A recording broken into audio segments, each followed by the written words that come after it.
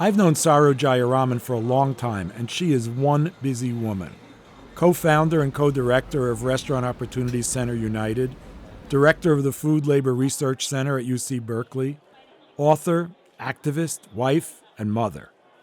In recent months, the news has been filled with coverage of protests against McDonald's and other restaurants by workers seeking to earn higher wages.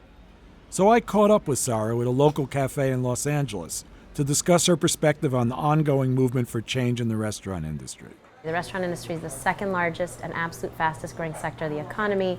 It's the largest segment of the food system and the food chain. It's over 11 million workers, and yet they're the absolute lowest paid workers in America, and it's because of the power of the Restaurant Association. Right now, the federal minimum wage is at the bottom of everybody. It's $7.25 for non-tipped workers and $2.13 an hour for tipped workers, and it's been stuck there for 24 years.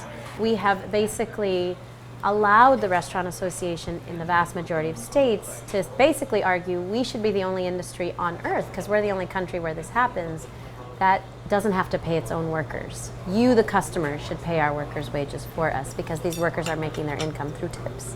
We know that wages in general are artificially low because food has been so cheap. We also know that food has been so cheap because we're growing food in the possibly least sustainable way we can imagine. We're able to hold costs artificially down, and this is just another part of it. But all of our research has shown that it actually wouldn't have to go up dramatically to pay workers a living wage. And that would be a raise for almost everybody. 30 million workers in America. The cost of food for the average American household, all food bought outside the home, would be at most 30 cents more per day. What's the strategy for changing things on the big scale? Yeah, like that? It's going to take policy change, because sometimes you just need the blunt instrument of the law to tell restaurants, no, you actually have to pay your own workers.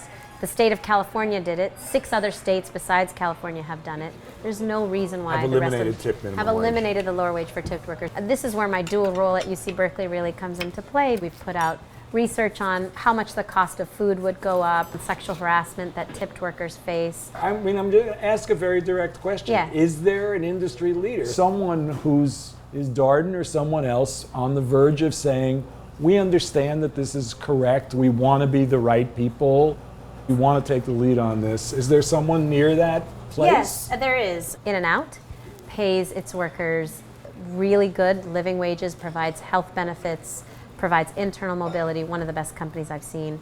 Chipotle currently has great standards in terms of internal mobility, is thinking about wage and benefit standards. I think could be a real industry leader on these issues. What you consider a huge victory is so small a part of the work that you're doing. Yes. Not to depress you. No, it's true. But I mean, you work so hard, and the people who are working with you work so hard to get minimal increases. Yeah, minimal increases of something that's so pathetic to begin with. Which is why a national policy change is really the way to go. You're right. What we really need is the federal government to say give a living wage to all your workers, $15 across the board, as they do in many countries in Europe. The joy of seeing workers with so little power come together and win up against some of the most powerful trade lobbies and corporations in the world. I just have the best job in the world to be a part of that. That's what drives me.